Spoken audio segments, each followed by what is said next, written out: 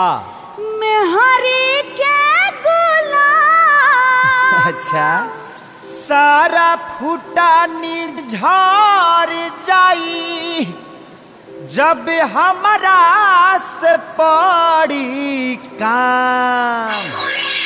घर सम्हारा जातानी हम नैहर तुरा के खूटा हो के कर कमाई धरबू हवा अरे बान्ही के अपन मुठा तोहर कमाई ना चाही।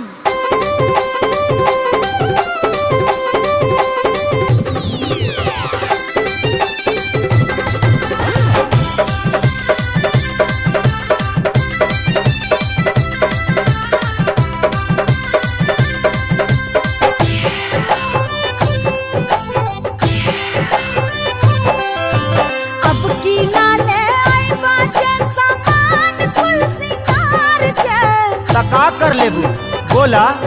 अरे अब की नाले आइबा जे सामान कुल सिंगार के हम आग लगा के फूंक दे हम तोहरा जैसन भतार के आग लगा के फूंक दे हम तोहरा जैसन भतार के आग लगा के फूंक दे हम।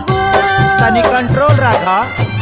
आग लगा के फूकबू जे हमारा जैसन भातार के तक करा साने सतबू बोला टोंगरी पसार के करा साने सुतबू बोला टोंगरी पसार के करा साने सुतबू बोला।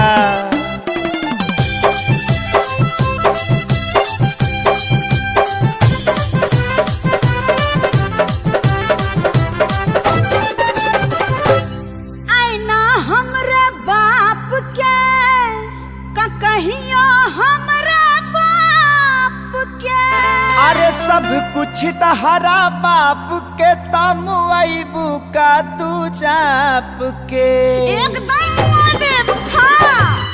अरे ओढ़ाना बिछौना बाटे बाबूजी के घर के डर लगे कि कह दे बुलाई कहो नहीं हरवे के ए छुट्टा छुट्टी कॉलब खत्म काटे हम खिलवाड़ के हम आग लगा के फूंक दे हम तोहरा जैसन भतार के करा संगे सुतबू बोला टंगड़ी पसार के करा संगे सुतबू बोला।